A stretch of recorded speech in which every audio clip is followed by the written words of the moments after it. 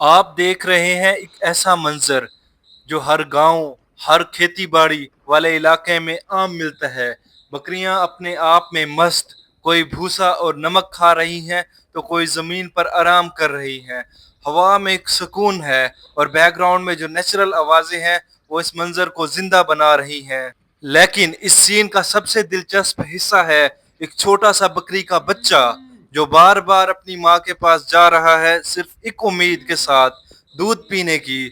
हर दफा वो पीछा करता है, माँ के करीब आता है, लेकिन माँ बार बार उसे दूर कर देती है। कभी चलकर एक तरफ हो जाती है, कभी मुंह ही फेर लेती है, और कभी तो बच्चे जैसे ही पास आए तो वो तुरंत उठकर दूसरी तरफ चली जाती है। ये सिर्फ जज्बाती सीन नहीं है, बल्कि साइंस भी इस बिहेवियर के पीछे छुपी हुई है। बकरियां जब भी किसी वजह से अपने बच्चों को रिजेक्ट करती हैं तो अक्सर उसके पीछे 3 वजह होती हैं। बच्चे कमजोर या बीमार हों, बकरी के हार्मोन फुली एक्टिव ना हो, और या फिर बकरी स्ट्रेस में हो, या पहले से वो किसी और बच्चे को एक्सेप्ट कर चुकी हो। रिसर्च के मुताबिक गोट मदर अपने बच्चों को स्मेल, वॉइस और टच के जरिए पहचानती है। अगर कोई बच्चा इस प्रोसेस में फेल हो जाए, यानी माँ उसे अपने ना समझे, तो वो रिजेक्ट हो जाता है। ये रिजेक्शन अक्सर पहले 24 घंटे में होती है, और अगर ठीक टाइम पर हल ना की जाए तो बच्चा कमजोरी से मर भी सकता है।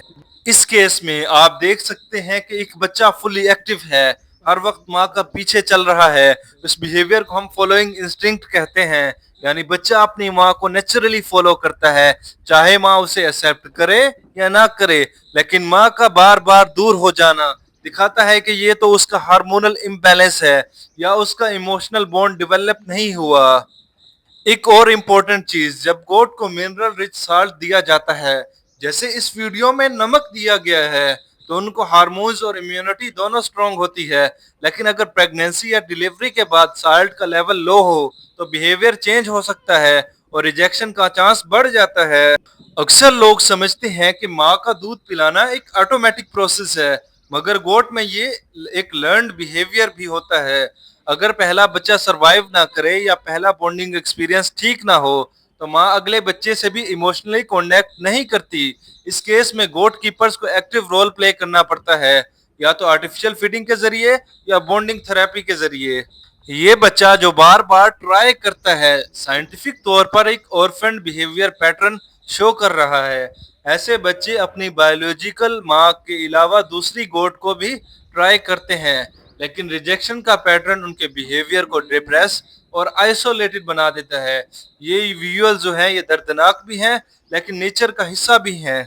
अगर आप भी किसी गोट फार्म या गांव में रहते हैं तो ऐसे सीन आम हैं, लेकिन समझना जरूरी है कि हर एक्शन के पीछे एक वजह होती है और हर बिहेवियर के पीछे एक बायोलॉजिकल सिस्टम। गोट फार्मिंग सिर्फ दूध और बच्चे तक महदूद नहीं, बल्कि ये एक साइंस है जिसमें हर दिन कुछ नया सीखने को मिलता है। आखिर में इस छोटे से बच्चे के लिए दुआ करते हैं कि या तो माँ इसको एक्सेप्ट कर ले या कोई इंसान इसके सहारा बन जाए। ऐसी मजीद वीडियोस के लिए लाइक करें और कमेंट करें अपनी suggestion.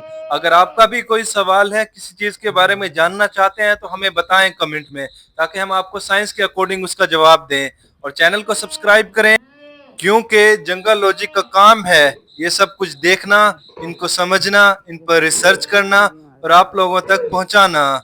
Thank you for watching.